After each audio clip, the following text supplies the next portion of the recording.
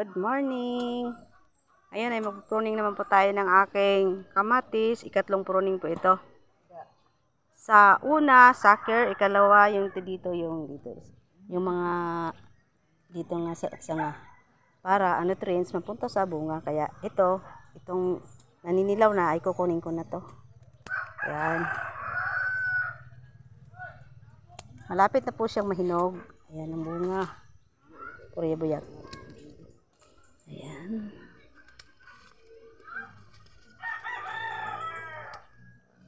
Para hindi na tayo bili ng panghalo sa isda. Or maulam din to siya. Lagyan ng kamatis, ulam na. O kaya bagoong. Sarap na ng kain.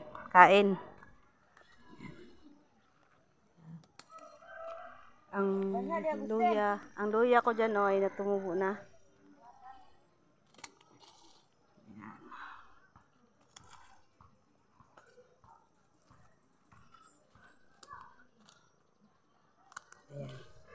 Ayan.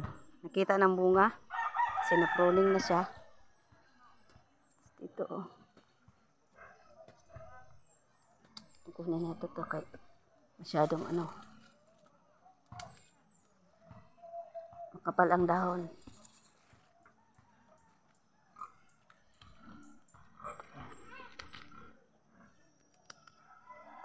Oh, diba? Ayan, nakita ng bunga. Oh. Pag may tanim, may aanihin. Kaya o di ta magtanong wa, jud tanihin. Magkugi jud kay aron na ay madaw-daw. Wala na bali, sorry.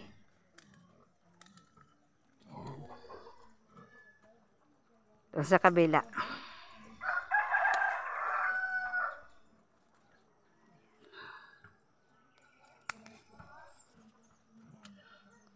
Siguro mga 1 linggo mula ngayon ay mahihinog na siya. Kasi makinis na ang bunga o makintab. Ayan. Ito namang talong. Okay pa to. Hindi ko na muna kukuhanan. Doon sa kabila. Tingnan nyo to oh. Ito ang atsal na ako. Ang tagal na dito. 1 taon na to. Namumunga pa rin. Ayan oh. Doon tayo sa kabila.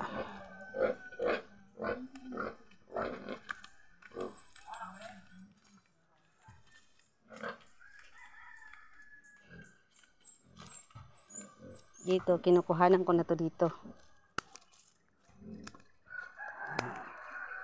Ayan o, hinog na. Ito na to, kahit maliit.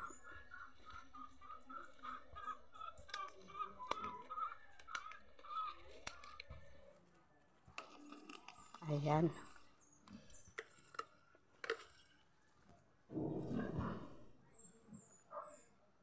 Ayan.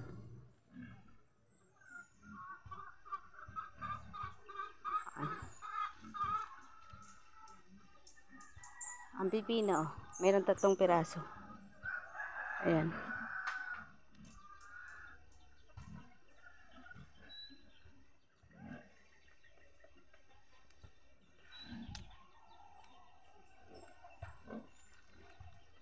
Kuhanin ko to.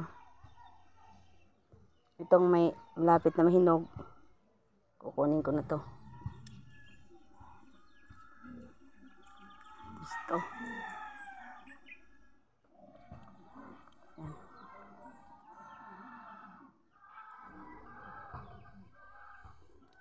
Masarap to lagyan ng isda. Ilagay sa isda pala. Ayan. Tapos itong kunin ko na rin. Pipino. Ayan po. Ayan.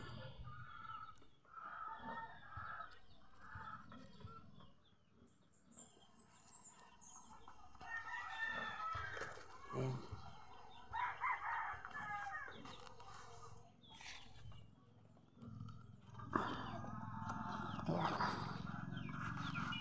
Ito. Aray.